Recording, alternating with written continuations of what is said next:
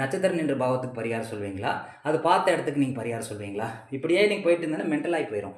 அதனால தான் நான் சிம்பிளிஃபை பண்ணி நட்சத்திரத்தை மட்டும் எடுத்து நான் பலன் சொல்கிறேன். கிரகத்தை எடுக்கக்கூடாதா அப்படின்னா, கிரகத்தினுடைய வேல்யூ வந்து வெறும் 25%. அதே மாதிரி வந்து அந்த வீட்டு அதிபதியினுடைய வேல்யூ வந்து 50%. எல்லாத்துக்கும் சுப்பீரியர் பவர் வந்து நட்சத்திரம். அதனால தான் நட்சத்திரத்தை மட்டும் வச்சு பலன் சொல்கிறேன். இது எல்லாமே தெரிஞ்சு தான் சொல்கிறேன், தெரியாமல் சொல்லலை. நீங்கள் நினைக்கலாம் பாவமே இல்லாமல் எப்படி இவன் பலன் சொல்கிறான் அப்படின்னா, ஒரு நட்சத்திரம் வந்து எல்லா இதுலேயுமே இருக்குல்ல. இப்போ உதாரணத்துக்கு வந்து குருவுடைய நட்சத்திரம் 3 பாவத்தை, குருவுடைய நட்சத்திரமே 6 பாவகத்தில் இருக்குது. அப்போ 6 ராசியை வந்து அந்த நட்சத்திரம் கண்ட்ரோல் பண்ணும். அப்போ நட்சத்திர சார்ந்து செயல்பாடு பண்ணிங்கன்னா 6 ராசி கண்ட்ரோல் ஆகும் அப்படிங்கிறது தான் அதில் சூட்சுமம். அதனால் வந்து பாவகம் பார்த்து பலன் சொல்ல தேவையில்லைங்கிறது தான் என்னோடய கருத்து. எல்லா பாவமும் எல்லா நேரத்தில் இயங்குதுங்கிறதுனால தசாபுத்தி தேவையில்லை அப்படின்னு கான்செப்ட் நான் கண்டுபிடிச்சேன். இப்போ பாவகம் எல்லாரும் எப்படி பார்க்குறாங்க அப்படின்னா, இப்போ உதாரணத்துக்கு கண்டத்தை பார்க்கணும் அப்படின்னா 8ஆம் பாவத்தை 8ஆம் பாவகங்கிறது 3ஆம் பாவகம். அப்போ 8ஆம் பாவத்தை பார்ப்பாங்களாம், அடுத்து 3ஆம் பாவத்தை பார்ப்பாங்களாம். ரெண்டையுமே பார்த்துட்டு எப்படி ஆயில் இருக்குன்னு தீர்மானிப்பாங்களாம். இதுதான் வந்து தவறான கான்செப்ட்னு நான் சொல்கிறேன். 12ஆம் பாவத்துக்கு 12ஆம் பாவங்கிறது 11ஆம் பாவகம். 11ஆவது பாவத்துக்கு 11ஆம் பாவகங்கிறது 9ஆம் பாவகம். 10ஆம் பாவத்துக்கு 10ஆம் பாவகங்கிறது 7ஆம் பாவகம். 9ஆம் பாவத்துக்கு 9ஆம் பாவகங்கிறது 5. 8க்கு 8ங்கிறது 3. 7க்கு 7ங்கிறது 1. 6ஆம் பாவத்துக்கு 6ஆம் பாவகங்கிறது 11ஆம் பாவகம். 5ஆம் பாவத்துக்கு 5ஆம் பாவகங்கிறது 9ஆம் பாவகம். 4ஆம் பாவத்துக்கு 4ங்கிறது 7ஆம் பாவகம். 3ஆம் பாவத்துக்கு 3ஆம் பாவகங்கிறது 5ஆம் பாவகம். 2ஆம் பாவத்துக்கு 2ஆம் பாவங்கிறது 3. 1ஆம் பாவத்துக்கு 1ங்கிறது 1ஆம் பாவகம்.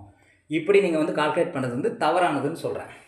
இங்கே என்ன கிரகம் இருக்கோ அதுக்கு தான் நீங்கள் வந்து இந்த மாதிரி பாவகத்தை கால்குலேட் பண்ணணும். இப்போ புதன் இருக்குது அப்படின்னா புதனுக்கு வந்து அந்த பாவகம் எப்படி இயங்குது? இப்போ புதன் வந்து 11ஆம் பாவத்தில் இருக்குது. அப்போ 11ஆம் பாவத்துக்கு 4ஆம் பாவகத்தோட 11ஆம் பாவகம் எப்படி தொடர்பு கொள்ளுது, 5ஆம் பாவத்தோட 11ஆம் பாவகம் எப்படி தொடர்பு கொள்ளுதுன்னு சொல்லி இப்படி தான் நீங்கள் பார்க்கணுமே தவிர 12ஆம் பாவத்துக்கு 12ஆம் பாவம் அப்போ 11ஆம் பாவகம் எப்படி இருக்குது, 10ஆம் பாவத்துக்கு 10ஆம் பாவம் 7ஆம் பாவம் எப்படி இருக்குது. இப்போ தொழிலை பற்றி பார்க்குறீங்க, அப்போ லக்னத்துக்கு 10ஆம் பாவத்தை எடுக்கிறீங்க. 10ஆம் பாவத்துக்கு 10ஆம் பாவங்கிறது 7ஆம் பாவமாக வரும். அப்போ 7ஆம் பாவத்தை நீங்கள் பார்த்துட்டு தொழில் நிர்ணயம் பண்ணக்கூடாது. இது வந்து தவறானது. இந்த பாவம் கால்குலேஷன் வந்து தவறானதுன்ற நான். அதாவது அங்கே நின்ற கிரகத்தை வச்சு தான் இந்த பாவமே கால்குலேட் பண்ணணும். கிரகம் இல்லாத இடத்துல வந்து நீங்கள் 10க்கு 10 9க்கு 9 நீங்கள் பார்த்துட்டு இருந்தீங்கன்னா பலன் தவறாக வரும். அப்போ இதுதான் கரெக்டாக வந்து பாவம் இயங்கக்கூடிய முறை. அதை கிரக ரீதியாகவும் நட்சத்திர ரீதியாகவும் பாவகங்கள் எப்படி கனெக்ட் ஆகுதுன்னு நான் போட்டிருக்கேன். ஆனால் அது எல்லாத்தையுமே பார்த்தீங்கன்னா ஒரு மனுஷன் மென்டல் ஆயிடுவான்.